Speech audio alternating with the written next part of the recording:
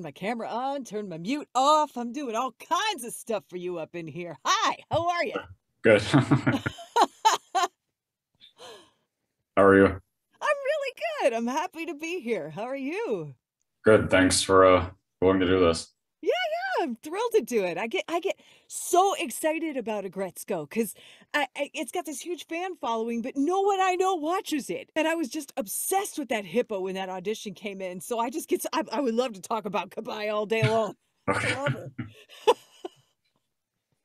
So I can kind of just outside of when I get to that, I can just kind of jump around then in terms of your career so far. You can do anything you want. You want some different lighting? You want like that so you could see my face a little better? Hey, who knew, right? Hi. Hi. So the first thing I wanted to ask was even before magic or voiceover or anything, was the first any kind of gig that you had was doing the Little Mermaid musical stuff? Yeah. Well, it wasn't Little Mermaid musical stuff. It was magic shows as the Little Mermaid. What happened was I was doing them for a company that would kind of farm out magicians. You'd call and say, I want entertainment at my kid's birthday party. And they would go through their roster of people. And this one plays that character. And they kind of send characters or magicians out for birthday parties. But they also used to send strippers to other parties, not children's birthday parties, I don't think. They don't really hire a lot of strippers for those. Um, and the guy that was my boss at that place, I don't want to say the name of it, but there was like it was a crop top. And then there was like netting and a skirt that went all the way to the floor with kind of lace that went out to kind of look like a fishtail. It was obvious I was wearing shoes, but you're getting the gist of it, right? And I came into work the next week. I had worked a weekend and came in and the mesh was gone.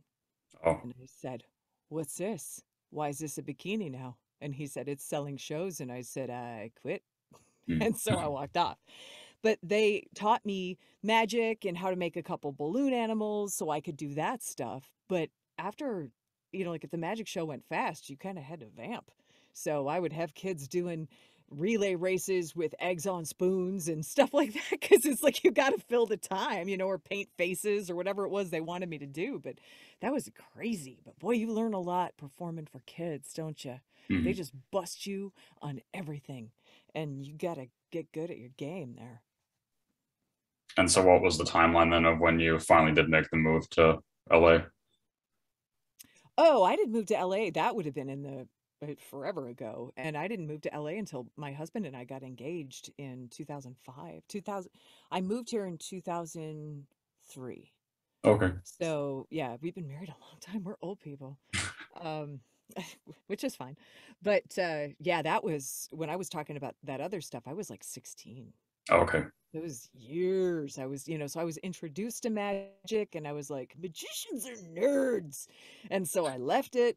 And then a couple years later, I started thinking about it again. And I was like, oh no, I also am a nerd. I guess I like this. And so I got back into it on my own terms as opposed to working for somebody. I got to pick my own costume that time. And I Mhm. got to pick my own stuff instead of doing what somebody else said. So a lot of time passed in between those things. And when I moved to LA, I was only doing magic until I started doing improv at Second City. And someone said, "You do really fun characters. Have you ever thought about getting into voiceover?" And I thought, I mean, I know a guy because my husband is an animation guy and Yeah. he's done tons of cartoons and, co created Harley Quinn and all kinds of stuff. So I was like, I know a guy. And he said, I can get you one audition, but I can't get you a job. That's on you. And my whole career was born of that. So that's pretty cool. And what's the story of how you got into SAG then? I I got into SAG because Mark Evanier, who is a dear friend of Paul's, hired me to play a genie kind of character, like a genie princess named Scheherazade in a Garfield show episode. I got to play that character and I was Taft-Hartleyed. And what was happening was Mark said, "Oh, you want to do voiceover?" And I said, "Yeah." And he's like, "Why don't you come watch some people who do this all the time and make sure this is a job you'd like?" What a gift for Mhm. someone to just invite you to his sessions that he's totally in charge of. And he let me watch everybody. And when I say everybody, I'm talking Lorraine Newman, Frank Welker, June Foray, Wally Wingert, Greg Berger, like all of these, Jason Marsden, these amazing actors, Mhm. because Mark always says, I just hire the best voice actors and get out of their way, which in a way is true, but he's also a really good director. But Mark said, why don't you come watch them? You can help me by circle taking on the script. So, like, if Frank was reading a joke and he would give three different versions of that joke, you would call that an ABC take. And Mhm. Mark would say, I liked B. So, next to that line, you would write, B. And you'd have to keep track of how long each run was, for example, because Mark likes to let the actors go. So, you draw a line down all the lines they went through and draw a stop sign, and then he would go back and say, I liked Wally's take A. I like, and it's the people who direct these things, Colette Sunderman, like, for example, they're like machines. They're Yeah. like, zzz, I like take B on this. I like take C on that. Let's go back and get line 11 because I didn't like either one of those. And I mean, it's like, oh my gosh, their ears are so incredible. Mhm. But Mark had me doing all that writing. So I watched all of those people, and then one day, Audrey Wazalewski was booked to do a job, but something had come up. So he threw me in the booth and I did okay. And Mark said, I think you're ready. And he wrote an episode deliberately to put me in. Oh, So wow. I'm pretty lucky, you know. And I give him credit for it all the time, and he's like, "Nope, same thing as Paul." He said he got you the audition, he couldn't get you the job. I got you your first job, but the rest of your career was your responsibility, which Mhm. is super nice. But how many people would die for that first job because they just know they could do it? Yeah. And I'm here to tell you, yes, you can. You know, my journey was different than anybody else's will be. But Mhm. if this is what you love and this is what you want to do, you should be doing it. I could, you've probably been asked this before too, but I could imagine that it was maybe initially scary to think about stepping away from magic. No. I was. No, because I gotta be honest with you. I always say, "Oh, I love it, I love it, I love it." But the reason I chose magic was because not because I loved magic or stage magic, and I probably shouldn't be this honest with you, but I don't even really love it now. I mean it. I just look at it and it's like, "Oh, I'm gonna do a card trick," and I'm like, "Oh, I better know how it ends. Bet you're gonna find my card." I mean, it's like they're all the same. And it's like, oh, but they're all different because look at all this stuff I can do with my hands. And I'm like, I don't care. And I respect it because I know it's hard. Be a stuck up broad about it. Why do you bother? Is because it let me take everything I loved and incorporate that into an art form. So if I really loved a poem, but I loved this song and I had the idea of doing all of this, I could bring all of that theater together, including my musical theater background, because I used to do show choir in college, which I also should probably not admit, but whatever, here we are.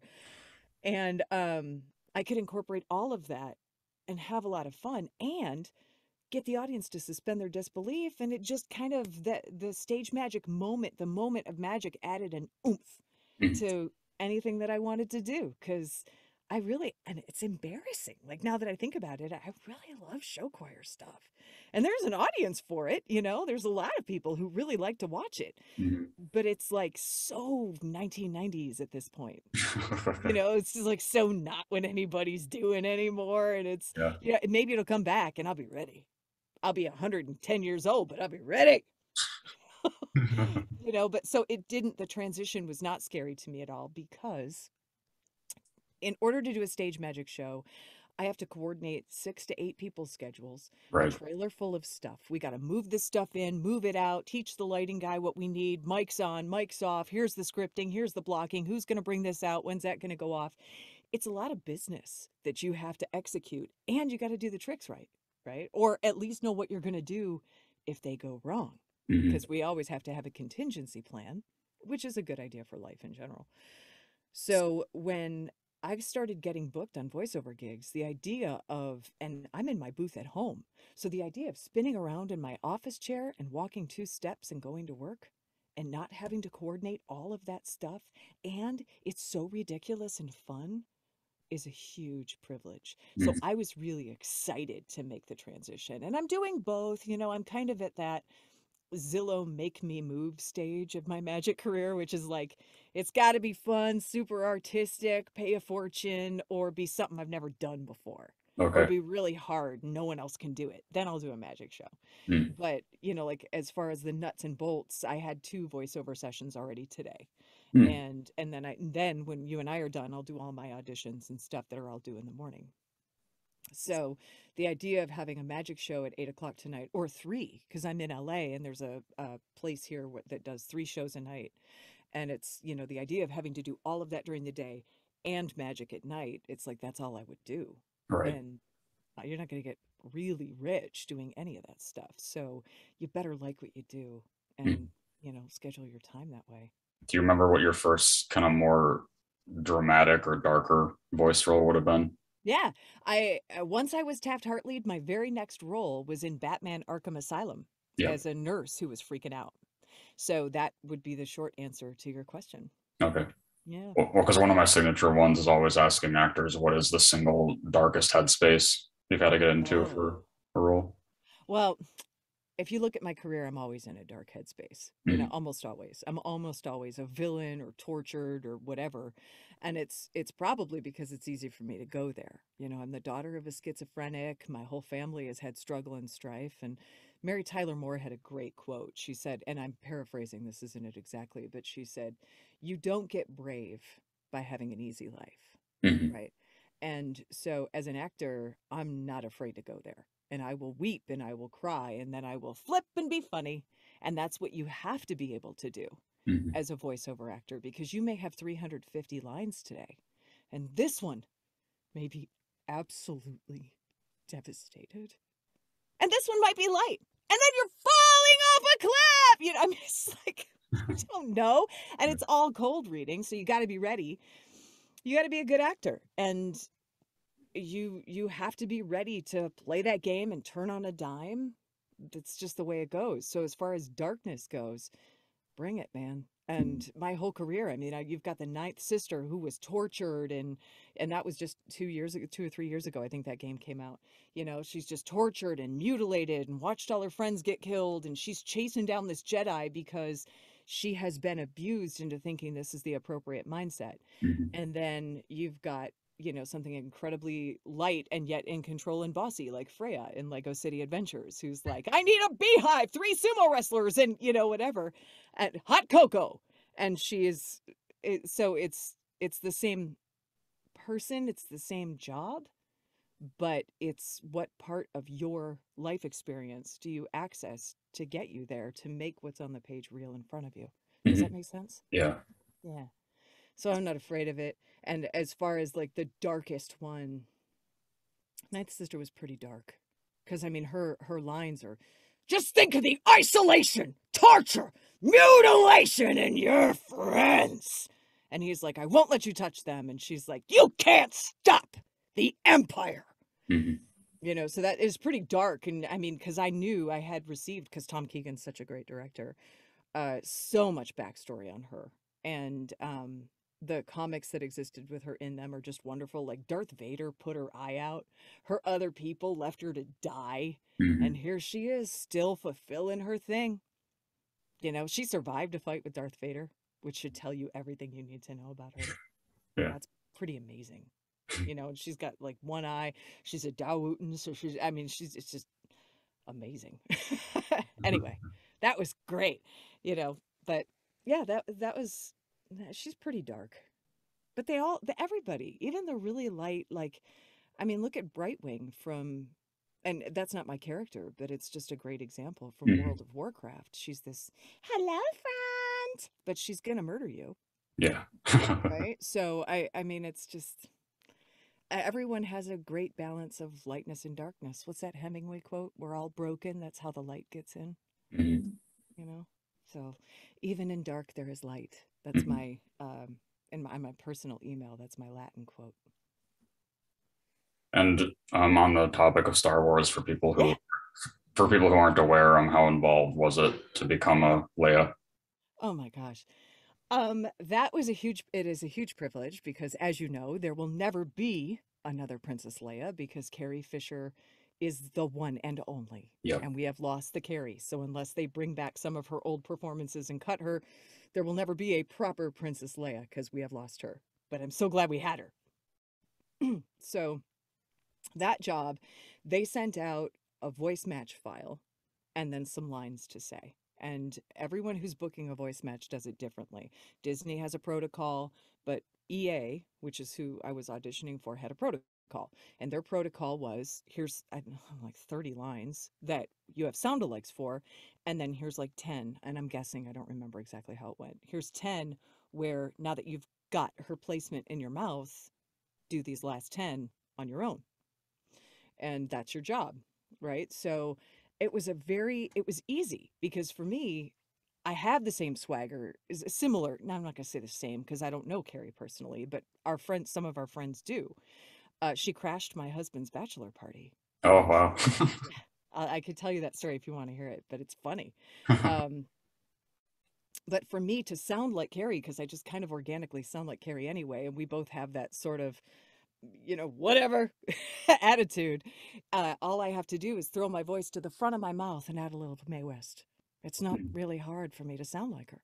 And our musicality is very similar, right? So it's easy. And if I hear her, I can get even closer. I don't know how close that was, but if I hear her, I can get pretty in the pocket. So I got this and I was like, oh, I do sound a little bit like her because you get these auditions all the time and it's like, oh my gosh, I don't have an Amy Schumer. What? A Jane Fonda. You get like these sound alikes for promo houses and stuff all day long if you have a good agent. And this one came through and I started doing it and I was like, oh, I think I can get in that pocket. I think I might have her. I think my voice will do that. And started doing them, and then it was just so long. Like they needed so much from us. I was like, this is and so I turned in half of it.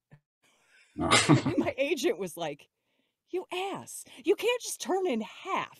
You need to turn the whole thing. Finish this. And I was like, Nick, his name is Nick Lanza, and he's a wonderful human being. And I was like, Nick, I'm busy. And he was like, no, I know you're busy, but you're close. And I can't submit you unless you finish the audition. So I turned it in. And 2 weeks later, he called me and it was like, well, smarty pants, aren't you glad you turned it in? Because you're going to get to play Princess Leia. And I Mhm. was like, oh, that's awesome. And he was like, yeah, it is. I'm so glad that I could get you to turn that in because he's totally the reason I booked that part. Okay. Because it's not that I cared a lot, but it was one of those things where it was like sometimes you get, and it's different for everybody and it's different every day. But my agency, and I'm very lucky, I get auditions from New York for commercials, auditions from LA for commercials, auditions from New York and LA for promos. I get auditions from New York and LA for animation. And that stuff piles up, and I don't even have any regional agents. Mm. So like radio spots and things like that in Punxsutawney, Pennsylvania, I'm not going to have a chance to read for that.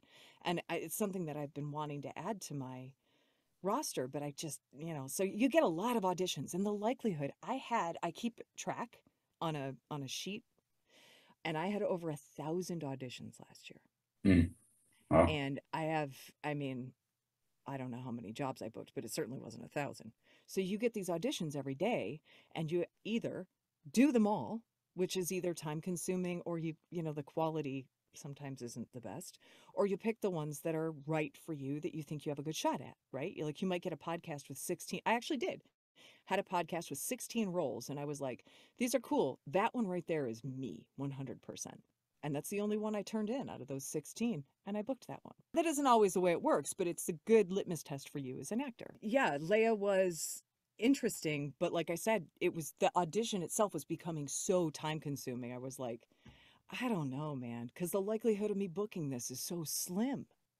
It Mm. just is. That's just the fact of it. And now, with everything going digital, for one role, they'll hear either between 250 and sometimes upwards of 2,000 voices.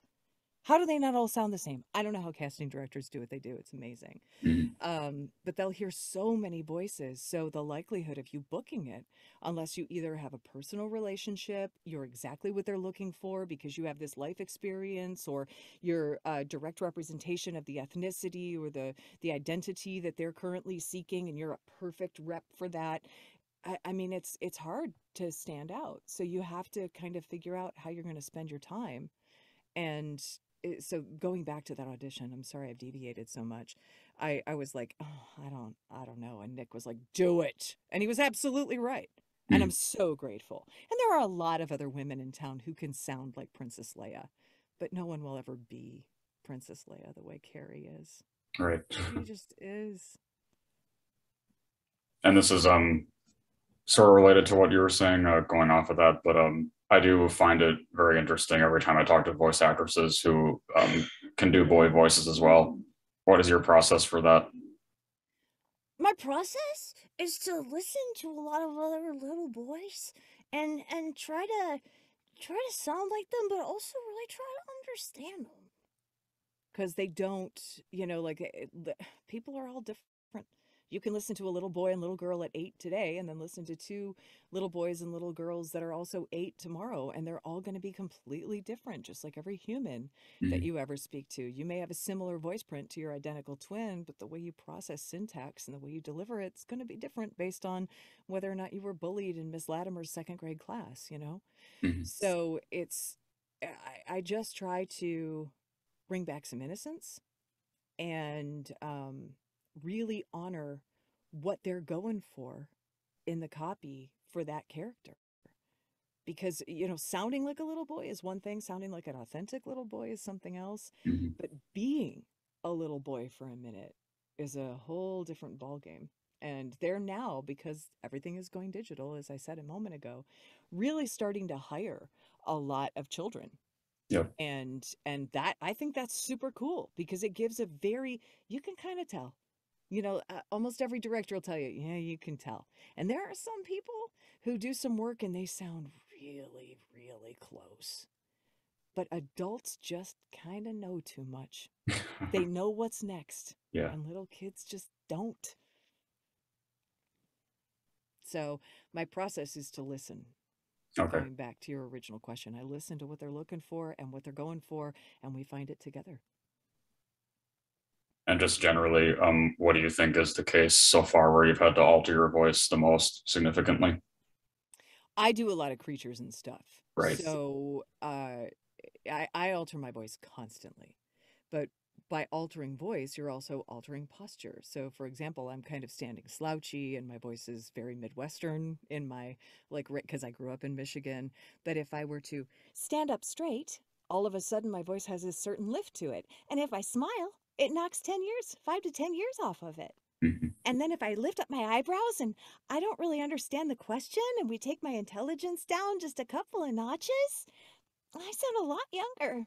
So just shifting physically, I don't really have to do much to alter my voice. If you're talking about like adding texture or putting in an accent, that stuff is just stuff you hear and repeat, you know so your voice either does that or doesn't, and you can teach it to, and you can get closer by doing playback and listening and playing and practicing.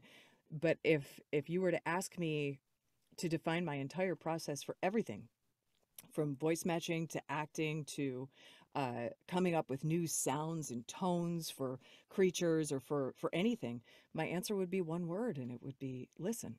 Mhm. Okay.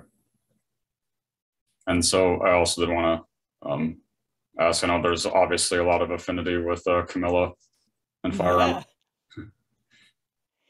Oh, I love Camilla. See, but for Camilla, I put my hands up in the air like this, and if they're not, I can't get there vocally. Oh, Isn't that interesting? yeah. So I do that in the booth all the time.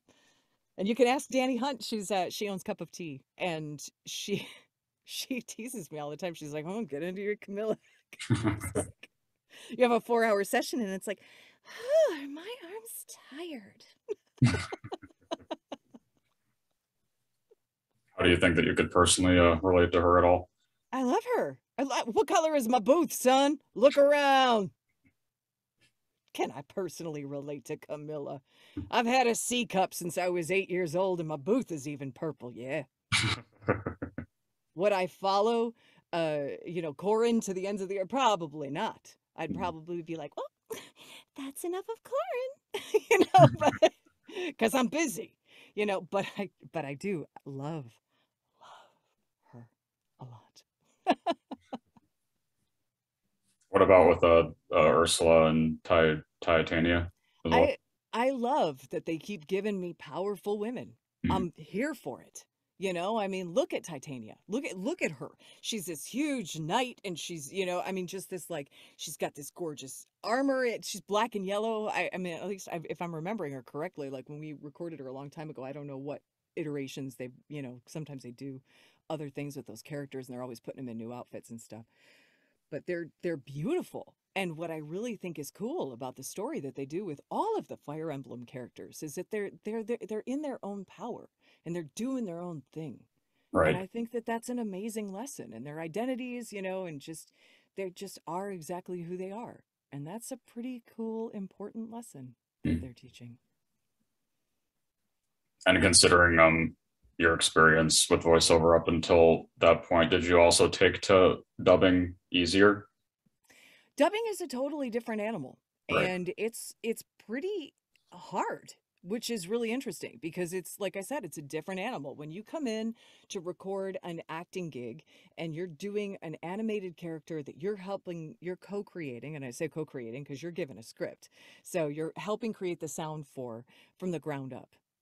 There is a liberty that you can take with it. There is a creative process that is completely different than hearing what someone has done before and honoring that while also trying to honor the intentions of what they have translated it into, match the lip flaps, go with all the little, I don't know how much you know about dubbing, but the words fly by as the picture plays, the words fly by underneath and there are little symbols and it's like OM laugh. And that's an open mouth laugh. Ha! And is Mhm. it one? Is it two? Is it three beats? I don't know until I see it. So they show it to you, and then there's like a little carrot if they want you to pause, or two carrots if they want you to pause for two beats, like you bump, bump, and then you can talk. And that stuff just flies by on the screen, and they tell you when to take a breath. And you have to match what's going on the screen and what's going on down below while you're also trying to act and sound like they need you to sound.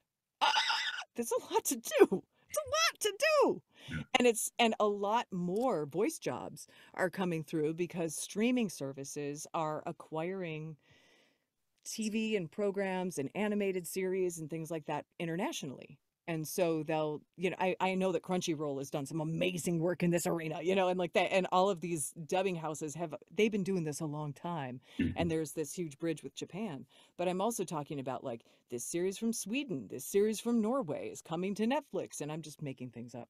These aren't real things, so like don't, oh, yeah, that's not what I'm doing. Yeah. Um, but you're starting to get, and these are regular human people. This is not a hippo, right? So you need to sound like a human people, and three human people all in their 30s, and you have to honor all that stuff flying by you on the bottom of the screen, and you have to honor the intentions, and you have to make sure that your energy matches what's happening there. And they move fast, the directors and stuff, because it's just nobody excuse me, is being paid a fortune to be there. Mhm. So you got to move. You got to know what you're doing and go. And a lot of the auditions that I'm seeing for dubs and stuff, there are a lot of that like OM laugh and the carrots and stuff will already be written into the audition script because that's kind of what's going to separate the pros from the newbies. Mhm. It's like what does that even mean? I had to look it up. And I've done some dubbing. I've done quite a bit. Well, not quite a bit, but a couple series and things like that. And I had to look up what some of those symbols meant so that I could honor the intention and give the director what they were looking for, because that's very specific direction. Mhm. It's hard, but I like it. And so when I did talk to GK and Caitlin, they also said that they auditioned for every female character in Aggretsuko. Was that your They all case? did. Hmm. Okay. Well, it was one of those things where you're given a folder, and Patrick Seitz he's still the director. Yeah. I mean, I don't know what they're doing with the property now because I don't, unless we're recording something actively, I'm not involved in it. So, Patrick sent out to his cadre of females that he thinks would cast, and I don't know how big that pool is. Could have been 100 people, could have been 20. I don't know.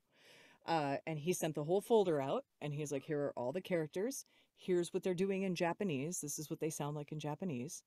And send in what you think is appropriate for you or what resonates with you. And I turned in, I liked Fenico. I remember liking that one a lot. I tried out for Aggretsuko because it would be silly to not even try for the lead, right? Mhm. Although I think she's amazeballs and does amazing things with it. And I love her, you know, but I turned in those two for sure. I think I turned in the one that Tara Platt Washimi. plays, the eagle. Yeah, yeah, yeah. And I think that's it. Okay. And then I got to Kabae, and I was like, oh, oh, oh, oh. It was one of those things. That audition just hit me like a Mack truck, and I was like, this show looks funny, but I need to be that hippo. And I don't get like that. You know, like it has been very rare in my life where I'm like, oh, I need to be this thing. You know, like it's like, oh, and it came through. And I know I sound stupid, but it was like 1 o'clock in the morning, and I was so tired. It was due the next day, and I'd put it off for like 2 or 3 days because it just looked like just even opening the folder, there's a bunch of stuff to do, and I was like, oh, and it's always nice to be considered, but again, you've got to figure out what makes sense for you.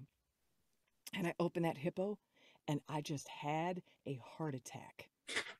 And I can't even explain it. And he sent the Japanese ref, and she just made me laugh. Mhm. And I was like, ah, this is so funny. And I didn't even care. You know, I was just, it was so funny.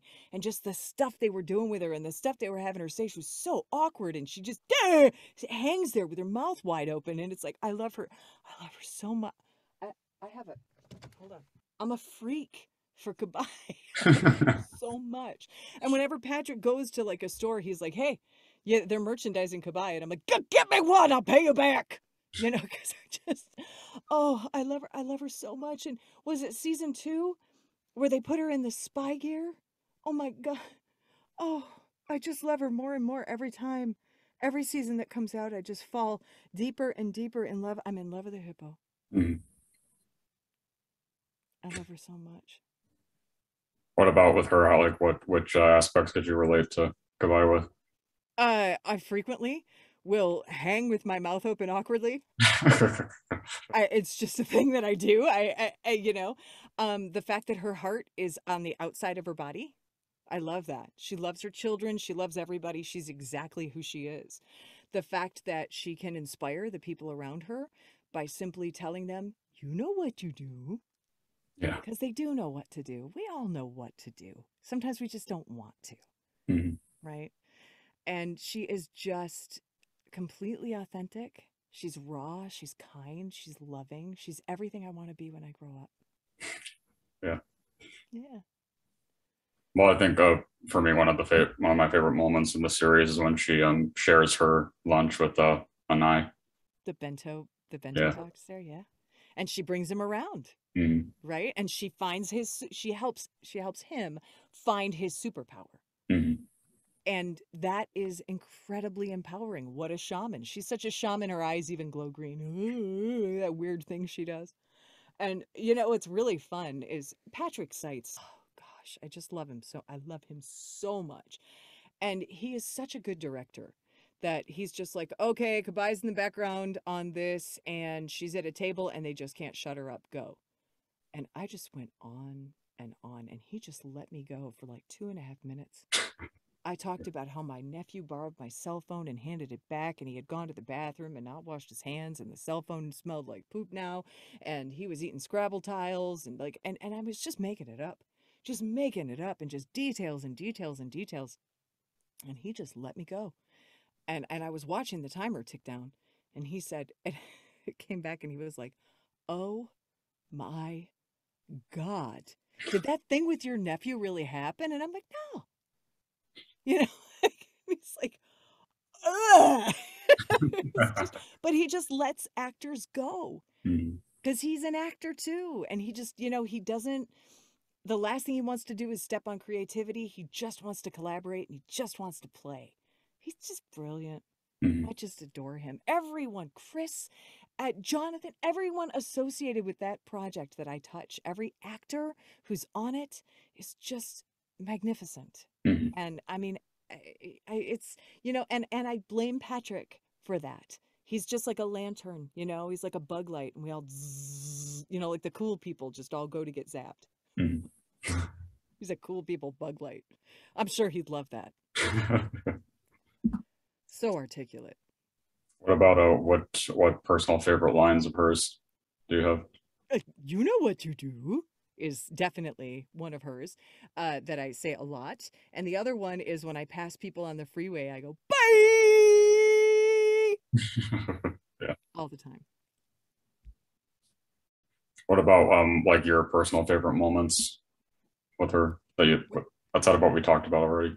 Oh yeah, well, my absolute personal favorite moment is her in the spy gear. Yeah. There's like when we were recording it, we were still this was pre-pandemic when they did that episode, and it was up on a big screen because Patrick and Chris and everybody, you know, they're all in a room, and then you're in the fish tank, like in the glass room next to them, and they're watching what you're watching on a big TV. You're watching it on a little TV. And I came out, if I can find it and you care, I'll send it to you. But I was like, I was so excited that she had this double life as a secret agent. It just got me so bad. Like it was hard for me to come back to it. Like I was just dying.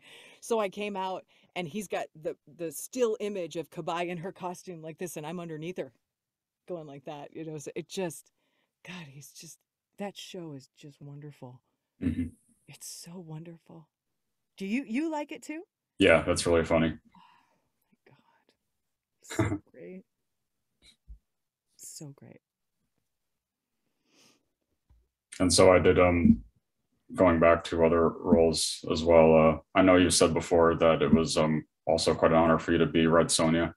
Oh yeah, that one I didn't have to audition for. I just got a phone call. My friend Oh, Brian Ward said, "We're doing this, and you're my Red Sonja." And I was like, "Oh man, what an honor!" I had been traveling, and I got back at 7 o'clock in the morning and had to be to the studio at 9 to record that. And I didn't sleep all night. I was so excited. I was on the airplane, went from the airport right back when you could do that because nobody was covered in COVID. Went right to the studio, and we just knocked that thing out in an hour and a half. And here's wow. the cool thing. Yeah, it was, well, he knew exactly what he wanted. When Yeah. you're working with a director who's a good director and also knows what the project needs, it goes really fast if you can get there as an actor. You know, like if the director doesn't have to take time to massage and get to know you, and you know, and also if there is unity in the room, because sometimes a producer has a different idea and they want to try it that way, and that's legit because they have to figure out what best serves the project. But after the project has a voice, you can move through stuff pretty quickly. So that was just a phone call. And the coolest thing for me personally was there were three heroes when I was a little thing. A little tiny Misty used to play as Princess Leia, Red Sonja, and Baroness, all Mhm. three of them. And I have voiced all three. Mhm. So if I stepped in front of a truck on accident tomorrow, wouldn't be on purpose because I'm doing okay. Um, but if I were to do that, I did it, man. Mhm. And I'm just lucky to be here. Yeah. You know what I mean? Well, I guess it also was kind of the same way with your roles in DC Superhero Girls. Mhm. Well, I auditioned for Big Barda. Yeah. So that was an audition that came through. It was, and what's interesting is that Big Barda audition came through at the same time as a video game that I did called Agents of Mayhem. They were the same day. Oh, And I got the audition from Agents of Mayhem for Daisy, which is the character that I played in that game, and Big Barda at the exact same time on the exact same day. And I was in that mood anyway, right? And they're different voices, but they're not too different in delivery. mhm. So, you know, Big Barda is like, "Hey, you guys, you know, she's a little awkward and you know," and then Daisy's like, "Yeah, talk to the clam. Come on." You know, she's just so rude and crass, but they're both tough, and you know, and I was kind of in a salty mood anyhow, and they both came through, and then both of them booked at the same time, and I was like, I guess this is my tough broads with a big heart week, you know. And Daisy went on for, I mean, that I haven't really been in much as Barda or Mad Harriet. Mad Harriet I didn't know I was doing till I got there, so we had to Oh, find her on DC Superhero Girls. I was there and Colette was like, "Hey, why don't you do this crazy Mad Harriet voice while you're here?" And I was like, okay. So we just found her. And Mike Carlin, I think his niece was there. There was like a kid there. And if I made the kid laugh, then I was doing okay. Mm. So we worked on Mad Harriet till we made the kid laugh. Oh. But Daisy went on and on. It was like this long ongoing project, and I was so excited about her. And Barta too, because Yeah. it's but like I said, it was Salty Girl audition afternoon that day. Well, you got to play characters like that in Amphibia too. Oh yeah. So it was a requested audition, which is never a guarantee you're going to book it. But he said, I definitely want to hear her. And I turned it in. And they didn't tell me that until I got there. I didn't know that was why I was there. That was why I was requested. Because you never know. You get an audition and it's like, this is a request from this casting director. And you're like, okay. So you just do it and you turn it in because it's your job to do those things. And hopefully they like you. But even if they like you, they liked you enough to request you. So you're doing it right. But that doesn't mean you're going to book it. Mm-hmm. I hardly ever, never book on callback. It's like they Oh, get into the room and I just won't shut up, or they think I'm a jerk, or I don't know what it is, but I just don't. and this was rewinding a little bit, but Mhm. I thought it was cool personally for me as well that you did narration for some of the Killer Kids, like Oh yeah, that stuff. that stuff was good and creepy, wasn't Yeah. it? Ugh.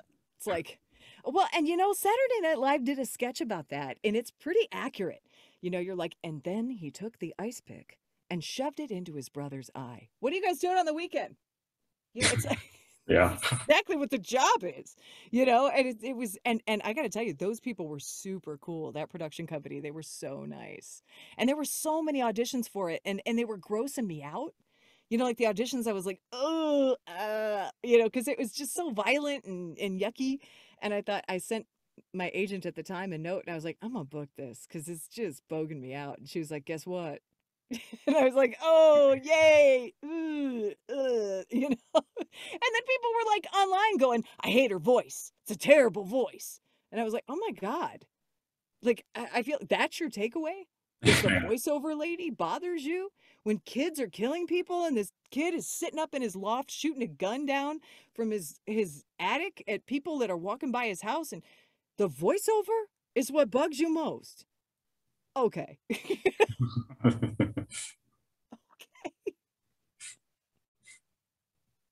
And this was an on camera thing. Really early. What was Faulty Tower Oxnard?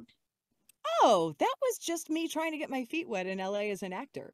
Okay. There's a lot of film schools here in LA, and I was just kind of on Actors Access or Breakdown Express or one of those places where they put out auditions.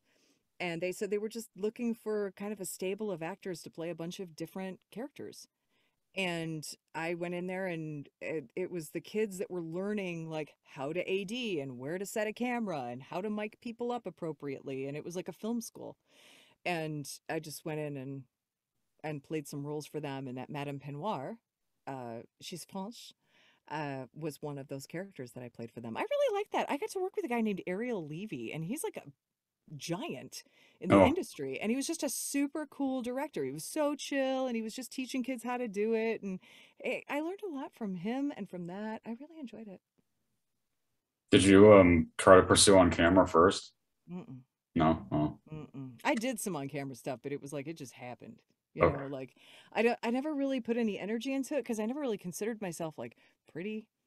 And I know that the industry is changing and more real people are showing up on camera. And I'm glad for that because the universe does not look like everybody on the WB. It just doesn't. Mhm. So I think that better stories will be told when we're not distracted by, like, my God, is that man attractive? And he's also the Flash. Yeah. What? I mean, don't get me wrong. I like my superheroes handsome, right? But you get it. Mhm. And I just think so now all I'm trying to say is like now maybe I would book some more on camera roles. I just never really considered myself on camera material, I guess. Okay. Well, I don't think we've really talked much about Squirrel Girl yet. Oh, we can. Yeah. So that was the job where Paul said, I can get you the audition, but I can't get you the job. Was Yeah. playing Aunt May. That was the one. And I went in and auditioned, and then I got a call back. And it was interesting because being married to an executive producer, he's wearing a couple of hats. He's an executive producer, but he's also my husband. So he had to be very clean, and he had to say, I'm not telling you anything. I'm not gonna show you or tell you anything Hmm. unless after we book someone for the roles. If it's not you, I will tell you that the roles are booked so that you can mourn them, right? You know, like you didn't. I will tell you if you didn't get the job after the person has a contract. Mm. And I said that's fair. So Squirrel Girl was one where so I booked the job Aunt May, very grateful for that, and I loved the team at Marvel, Court Lane and Eugene's son, Eugene, and I just such nice people. Jeff Loeb was lovely, um, and I got there that day, and they were like, and you're also going to be playing Squirrel Girl, and I was like, oh, that's awesome. So like you sometimes you don't find out until the day of or a day or two before, and so we ran through a couple of different ideas, and that was what they landed on. Okay. And who do you think, I mean, we probably already talked about them, but who do you think that you personally relate to the most, like out of who you played? I relate to all of them in some way. They're all incredibly personal, so whether it's Ninth Sister talking about I have to play this game, but I don't believe in it, and I've been through a bunch of crap garbage because we all kind of have. But I would say, who am I? Like really, like off camera, off mic. As strange as it sounds, Misty the Magician is the most like Freya. I Oh, need 2 bees, 6 foam, 6 wrestlers, 3 tree leaves, and a cup of hot cocoa. And then we just make it all just works, right? mm, As long as you have the right support system, because those guys on her team are really good. Bob and Clemens are incredible. Um, but Misty in general, I would say probably Leia. mm, I would say probably Leia. And it's not as much Leia as it is Carrie. yeah. Because it's like, I'm sorry, you what? And that bold, brash, but heart outside her body like Kabae. So I'm a mix of all of them. Mm. Yeah. Of course, one of the other dubbing instances that you had a really beautiful movie with Pupel.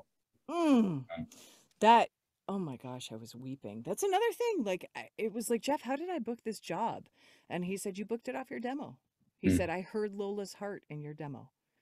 And I went, oh my gosh, what a privilege. Yeah. I get all this stuff back and it's like Tony Hale, Stephen Root, and you. And I'm like, what? Why? Like, what? But they just, I was just so lucky.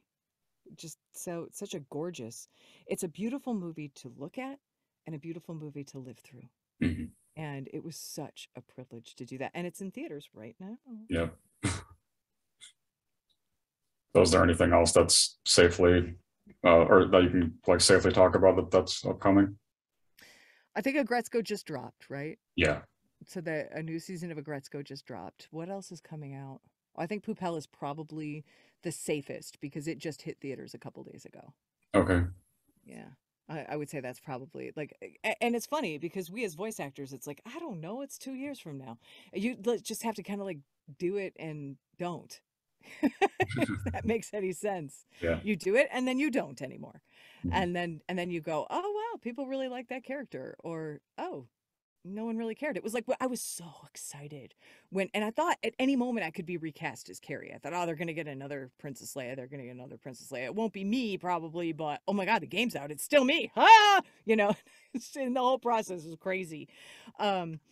But even when it came out, it's like, oh, if they do it again, they're just going to get another Leia. They want me for mocap. Are you serious? Yeah, we're serious. Oh my God. So I get to play her again, And I'm not proprietary over it, but even just like, the whole process, it's such a privilege and it's so exciting. But I really was convinced every step of the way that they were going to recast me. And then when they didn't, I was like, whoo, I'm Princess Leia. Oh, you hate the loot boxes. Boop, boop. I'm going to back up. Never mind. It was like there were so many things going on with that game that, fortunately the developer listened to people and but it was like I got so excited. I was like ready to blow down the door. And it was like, oh, let me just back up this truck a little bit. Never mind. You handle your stuff.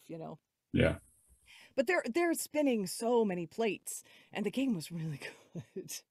So I'm really proud of them and proud of my association with EA. And I think they are doing some incredible work. Sony's doing incredible work. I played Sigrun in God of War for them, Yeah. and what a heartbreaking, delightful experience that was. And you get to find out about her and things that you, the player, don't know in the cutscenes, but things that the director has written and the writers have written for her that I get to hear and bring into that performance. And I mean, Sony just does some amazing stuff. Hmm. They've got the best of the best over there. It'll be cool to if you had like any opportunities to audition for like other anime. It'd be cool to hear you more anime. Oh, thank you. You know, it's interesting, and I'm very grateful for that because that's where the fans are, right? Hmm. Sometimes anime doesn't pay that well, though. Even a Yeah, union job, for some of those dubs, it's like $130 an hour, which is a lot of money. Don't get me wrong. But you don't get residuals, and a non-union or a regular union job in general American animation will sometimes pay you like $1,030 for 4 hours. yeah. And you get residuals and they pay into your pension and stuff like that. So it's it's tough because anime right now is where all the fans are. Hmm. But sometimes as a business person, you're just like, but if I can only do 4 sessions in a day, you know. Yeah. And I mean, what a joy to do 4 sessions in a day. Don't get me wrong. I maybe I'm saying too much, but it looks on the surface like that's where the prestige and that's where all the fancy jobs are. But when you look at the paycheck, it's a different thing. So Yeah. it's like, what are you chasing, and which one is your priority? Mhm. And well, I did see it's not coming out until sometime this year, but the last thing that was listed was Grim Tranquility. Oh yeah, I'm excited about that. That's an indie game, and we recorded that like a year and a half ago. And I play a character named Admina Bander in that. But the game looks amazing, but the studio is incredible. Like Oh, poorly timed game is they're really doing it, and they are wonderful, wonderful humans. And I hope that the game is as successful for them as I think it's going to be, because these are, they always say don't meet your heroes, but if these are your heroes, meet them. mhm. They're awesome. Cole, who runs their publicity and their communications online, is just an incredible human being, and they're just from the top down. The leadership is solid. Everybody's working their butts off, and they're making a product that is a really beautiful thing. Mhm. It's a privilege to be a part of it. I love them. And so my final question is always asking, what do you want your legacy to be? Kindness. Period. That's it. I hope that anyone that I bump into, meet, or know in this life, on this time around the planet, is uh, able to be kinder to others. And I hope that it spreads out like ripples in the water, because I really do feel like we're all just here to walk each other home. Mm. And that's what I'm trying to do every day. And is there something like a single thing or a number of things that you learned from growing up in Michigan that you brought with you into your career? Every day, all the time.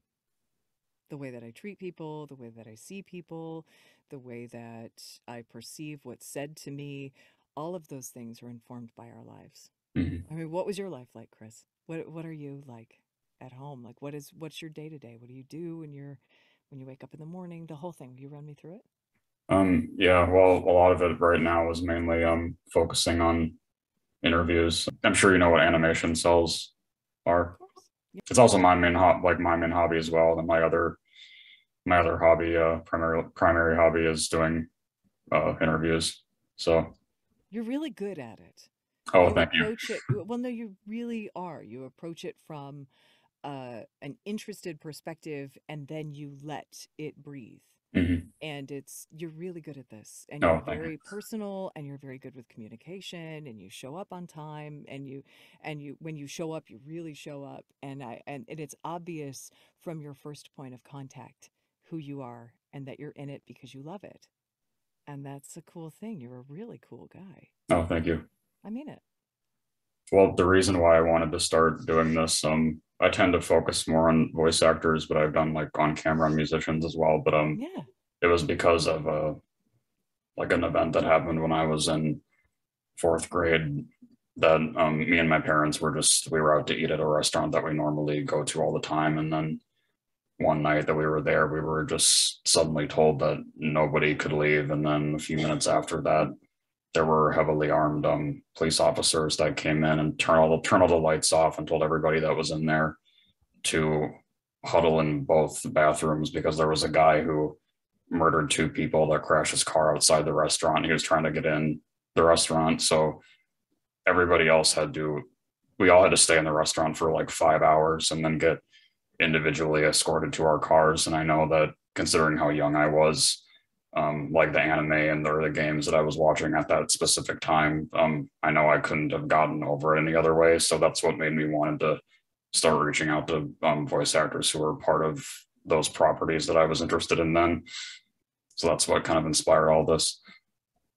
That is an incredible story. How old were you at the time? 9 or 10, I think.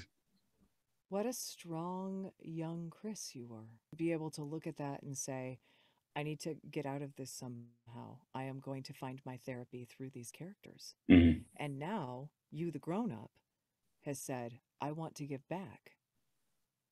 That is a choice.